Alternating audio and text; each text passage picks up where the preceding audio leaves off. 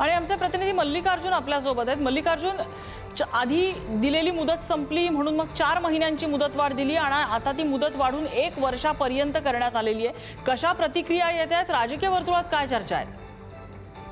आपण पाहिलं तर मुंबईमध्ये आता प्रताप सरनाईक यांनी मराठीत बोलणं अनिवार्य केल्यानंतर अनेक उत्तर भारतीयांमध्ये भीतीचं वातावरण देखील निर्माण झालं होतं। मात्र 4 महिन्याची मुदतवाढ केल्यानंतर त्यामध्ये जे उत्तर भारतीयांना मराठी शिकण्याचा अनिवार्य केला होता, त्यांना प्रशिक्षणही देण्यात आलं होतं शिवसेना शिंदे गटाकडून।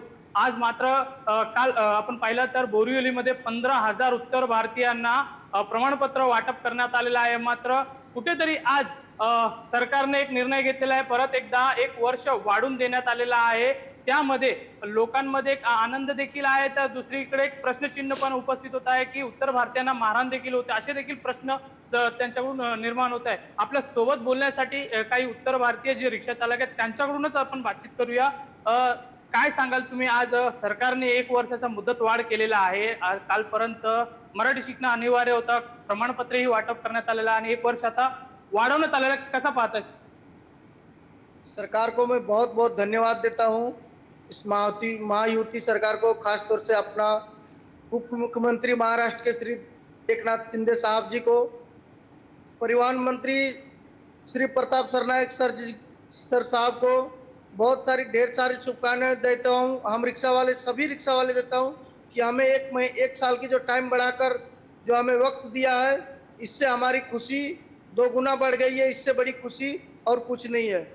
काय वाटतो, पण सरकारने आता कुठेतरी 1 वर्ष वाढवण्यात आलेलं आहे, ज्यामध्ये महायुतीचे सरकार तुम्ही म्हणतात ते 1 वर्ष वाढवून देण्यात आलेलं आहे। एकीकडे इलेक्शन देखील जवळ आलेलं आहे, यूपीचा इलेक्शन देखील असं दिसून येत आहे। इलेक्शनला पाहून असा निर्णय घेण्यात आलेला का, असं काय वाटतं? सर, इलेक्शन का इसमें कोई सवाल नहीं है, कोई क्वेश्चन नहीं है कि इलेक्शन यूपी में है तो महाराष्ट्र में फर्क पड़ेगा, ऐसा कोई बात नहीं। सरकार ने अगर हम लोग को बोला है तो हम लोग मराठी सीखेंगे।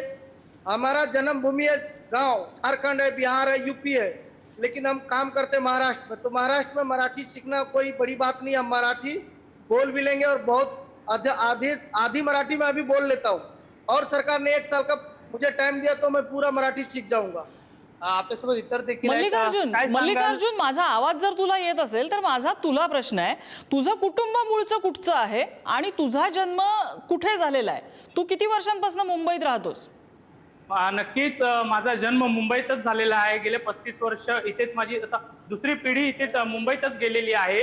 आणि स्पष्ट मी स्वतःही पाहिलं तर मी स्वतः साऊथ इंडिया तेलंगणाचा आहे असून देखील मी स्पष्ट मराठी बोलू शकतो, याची खात्री मी स्वतःही बोलू शकतो। आणि इतरांनाही प्रॉपरली मराठीमध्ये कसा वाक्य आपण जे बोलतो, वाक्य उच्चारण तेही करण्यात मी सक्षम झालेलो आहे, कारण की मुंबईत राहायचं आहे तर मराठी बोलणं हे अनिवार्य देखील आहे। एक्झॅक्टली, माझा प्रश्न हाच आहे की मल्लिकार्जुन, तू जर इतकं उत्तम मराठी बोलू शकतोस, तुझा जर या भाषेवरती इतकं प्रेम आहे, तर इतरांनी ते केलं पाहिजे। इथे मुदतवाढीची मागणी का होती अशी जरा विचारला पाहिजेस हा प्रश्न तू या सगळ्या रिक्षावाल्यांना। हो, नक्कीच आपण त्यांच्याकडूनच हा प्रश्न विचारूया। काय सांगाल, आज जे मुदत वाढ दिलेली आहे, का देण्यात आलेलं आहे, कशा सरकार काय वाटतं त्याबद्दल, तुम्हाला तुमचा प्रश्न काय त्याच्यावर? नहीं, ये सब अच्छा किए हैं, हमको आना चाहिए, रह रहे हैं हम लोग महाराष्ट्र में तो आना चाहिए मराठी। हाँ, अभी सीखेंगे और 1 साल का दे दिए हैं तो हम और अच्छे से सीख लेंगे और अच्छे से काम धंधा भी करेंगे। हाँ, मान मर्यादा भी, मान सम्मान भी करेंगे सरकार को, अपनी को। पण हे आत्ताच आता मुदत वाढ करण्यात आलेली आहे, नेमकं याच्या मागचं कारण तुम्हाला माहिती आहे का? कारण की आता काही महिन्यापूर्वी जे झालेलं आहे आणि आता येणारा 4-6 महिन्यानंतर निवडणूक आहे यूपी मध्ये, या निवडणुकीला पाहून ह्या सगळ्या गोष्टी करण्यात आल्या असं वाटतंय? नहीं साहब, ऐसा नहीं है, 6 महीना का टाइम मिला है ना, तो हम लोग करेंगे। और यूपी का तो सब इधर ही सीखे हैं, बाहर अपने देश में तो कुछ सीखे नहीं, हम बचपनी पर से रह गए, तो मराठी कोई है नहीं 7 महीने तो मराठी बोलने आ जाता। हम लोग भैया ही लोग हैं, अभी आ गए। किती वर्ष झाले तुम्हाला मुंबईत? मुंबई 35-40 वर्ष झाले। मग तुम्हाला असं कधी वाटलं नाही की मराठी 35 वर्षामध्ये मी शिकावा, किंवा मराठी महाराष्ट्रामध्ये राहतोय तर मी मराठी बोलायला पाहिजे, मराठी शिकायला पाहिजे, असं वाटलेलं नाही कधी तुम्हाला? नहीं, कोई नहीं। अभी थोड़ा सा आ रहा है सर, नहीं तो पहले कोई नहीं, सब हिंदी में बात करते थे, और हम लोग इतना दिन बीत गया लेकिन मराठी में कुछ नहीं समझते हैं, लेकिन बोल नहीं पाते हैं सर। आपल्या देखील आहेत, आपण जर पाहिलं तर तुम्ही देखील इथे उत्तर भारतीय आहेत, किती वर्षापासून तुम्ही इथे राहतात आहेत आणि काय वाटतं तुम्हाला मराठी यायला पाहिजे आणि मराठी अनिवार्य केल्यानंतर कसं सगळीकडे पाहते? जी मैं इधर 4 साल से हूँ। मराठी थोड़ा थोड़ा आता है और जले को आग कहते हैं, बुझे को राग कहते हैं। जो हम झारखंड, यूपी, बिहार वालों को डेट पर डेट दे, उसे परिवहन मंत्री प्रताप सर नायक कहते हैं। तो हम लोगों के लिए बहुत खुशी की बात है और इतना अच्छा मौका जो हमें डेट पर डेट बढ़ाया जा रहा है, इससे ज्यादा और हम लोग को क्या चाहिए? कुछ नहीं चाहिए, बस हम लोग को डेट मिल रहा है और हम ये ठान लेंगे कि 1 साल के अंदर अंदर पूरी तरह से मराठी बोल के सुनाएंगे। ये मैं मीडिया के सामने कह रहा हूँ, पूरी अच्छी से बोल सकते हो। किती वर्ष झाले तुम्हाला मुंबईमध्ये आता राहून? आता किती वर्षापासून तुम्ही मुंबईत राहतात? 4 साल हो गया, 4 साल हो गया रहेगा। थोड़ा थोड़ा आता है, पूरा तो नहीं आता। जैसे कि माझा नाम रोहित ठाकुर अगदी. आहे, मी कांदगडी पूर्वा रहतो, ये सब हम जितना हम लोग को कस्टमर से वार्तालाप करना चाहिए उतना आ गया है। पूरी तरह से जिस तरह हम हिंदी बोल लेते उस तरह मराठी हम नहीं मल्लिकार्जुन. बोल पाते, बट बोल लेते। हे बरेचसे हे रिक्षा चालक आहेत, हे अनेक वर्षांपासून महाराष्ट्रात राहत आहेत. सगळ्या पुढारी न्यूजच्या प्रेक्षकांना सुद्धा मला दाखवायचा आहे हा स्क्रीनवरचाच फरक तुम्ही बघा.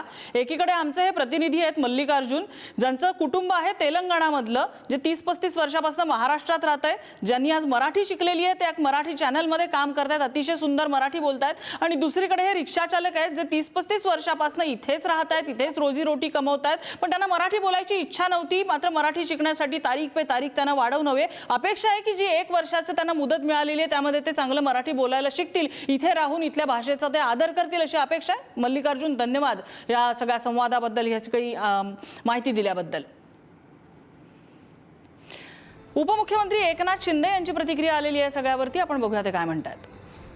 विभागाने प्रताप सरनाईक मंत्री यांनी आणि त्यांच्या विभागाने हे अभियान जे आहे शिकवण्याचं, हे साहित्यिकांना घेऊन मराठी भाषेतले तज्ज्ञ असतील, लेखक असतील, या सगळ्यांना घेऊन हे अभियान सुरू ठेवलं होतं. आणि त्यामध्ये आज मुख्यमंत्री महोदयांनी त्या बऱ्याचशा लोकांच्या मागणी लक्षात घेऊन त्याला मुदतवाढ दिलेली आहे. यामध्ये मी आपल्याला एवढंच सांगेन की मराठी भाषा तिचा प्रचार आणि प्रसार अन्य भाषिकांमध्ये देखील मोठ्या प्रमाणावर होतोय याचं समाधान आहे.